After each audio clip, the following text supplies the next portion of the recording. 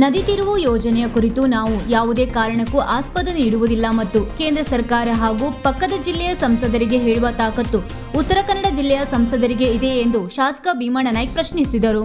ಅವರು ಮಂಗಳವಾರ ನಗರದ ಡಾಕ್ಟರ್ ಬಿಆರ್ ಅಂಬೇಡ್ಕರ್ ಸಭಾಭವನದಲ್ಲಿ ಜಿಲ್ಲಾ ಕಾಂಗ್ರೆಸ್ ವತಿಯಿಂದ ಏರ್ಪಡಿಸಿದ್ದ ಹಿಂದುಳಿದ ವರ್ಗಗಳ ಜಾಗೃತಿ ಸಂವಿಧಾನ ರಕ್ಷಣೆ ಅಭಿಯಾನ ವಾಯ್ಸ್ ಆಫ್ ಒಬಿಸಿ 100 ಕಾರ್ಯಕ್ರಮ ಉದ್ಘಾಟಿಸಿ ಮಾತನಾಡಿದರು. ಉತ್ತರ ಕನ್ನಡ ಜಿಲ್ಲೆಯು ಕೈಗಾಣು ಸ್ಥಾವರ, ಅಣೆಕಟ್ಟು, ಸೀಬೋರ್ಡ್ ನೌಕಾನೆಲೆ ಸೇರಿದಂತೆ ಅನೇಕ ಬೃಹತ್ ಯೋಜನೆಗಳನ್ನು ತ್ಯಾಗ ಮಾಡಿದ್ದು, ಕೇಂದ್ರ ಸರ್ಕಾರ ಇನ್ನೂ ಅನೇಕ ಯೋಜನೆಗಳನ್ನು ಮಾಡಲು ಹೊರಟಿದೆ. ಇದಕ್ಕೆ ನಾವು ಖಂಡಿತ ಅವಕಾಶ ನೀಡುವುದಿಲ್ಲ.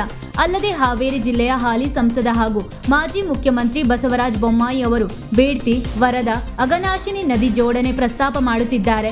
ಆದರೆ ಉತ್ತರ ಕನ್ನಡ ಜಿಲ್ಲೆಯ ಸಂಸದರಿಗೆ ಈ ಯೋಜನೆಗೆ ಅವಕಾಶ ನೀಡುವುದಿಲ್ಲ ಎಂದು ಹೇಳಲು ಏನು ಸಮಸ್ಯೆ?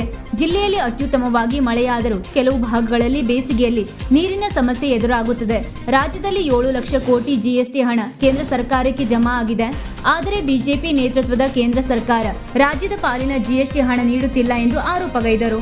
ಅಲ್ಲದೆ ಕಾಂಗ್ರೆಸ್ ಸರ್ಕಾರ ಚುನಾವಣಾ ಪೂರ್ವದಲ್ಲಿ ನೀಡಿದ ಆಶ್ವಾಸನೆಯನ್ನು ರಾಜ್ಯದ ಜನರಿಗೆ ಈಡೇರಿಸಿ ನಮ್ಮ ಕಾಂಗ್ರೆಸ್ ಸರ್ಕಾರ ನುಡಿದಂತೆ ನಡೆದಿದೆ ಮತ್ತು ಪಂಚ ಗ್ಯಾರಂಟಿಗಳಾದ ಶಕ್ತಿ ಯೋಜನೆ, ಗೃಹಲಕ್ಷ್ಮಿ, ಗೃಹ ಜ್ಯೋತಿ, ಯುವ ನಿಧಿ, ಅನ್ನಭಾಗ್ಯ ಯೋಜನೆಗಳನ್ನು ಸಮರ್ಪಕವಾಗಿ ಅನುಷ್ಠಾನಗೊಳಿಸಿದ ಹೆಗ್ಗಳಿಕೆ ನಮ್ಮ ಕೇಂದ್ರ ಸರ್ಕಾರಕ್ಕೆ ಇದೆ. ಈ ವರ್ಷ ಜಿಲ್ಲೆಯಲ್ಲಿ ಧಾರಾಕಾರ ಮಳೆ ಸುರಿಯುತ್ತಿದ್ದ ಕಾರಣ ರಸ್ತೆಗಳ ದುರಸ್ತಿಗೆ ಸಮಯಾವಕಾಶ ಸಾಧ್ಯವಾಗುತ್ತಿಲ್ಲ.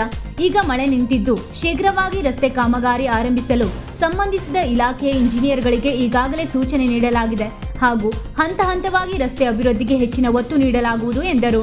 ಈ ವೇಳೆ ಕಾಂಗ್ರೆಸ್ ಜಿಲ್ಲಾಧ್ಯಕ್ಷ ಸಾಯಿ ಗಾಂವ್ಕರ್, ಮಾಜಿ ಶಾಸಕ ವಿಎಸ್ ಪಾಟೀಲ್, ಪ್ರಮುಖರಾದ ನಾಗರಾಜ್ ನಾರ್ವೇಕರ್, ನಟರಾಜ್ ಹೊಸೂರ್ ಸೇರಿದಂತೆ ಕಾಂಗ್ರೆಸ್ ಒಬಿಸಿ ನಾಯಕರು ಹಾಗೂ ಕಾರ್ಯಕರ್ತರು ಉಪಸ್ಥಿತರಿದ್ದರು.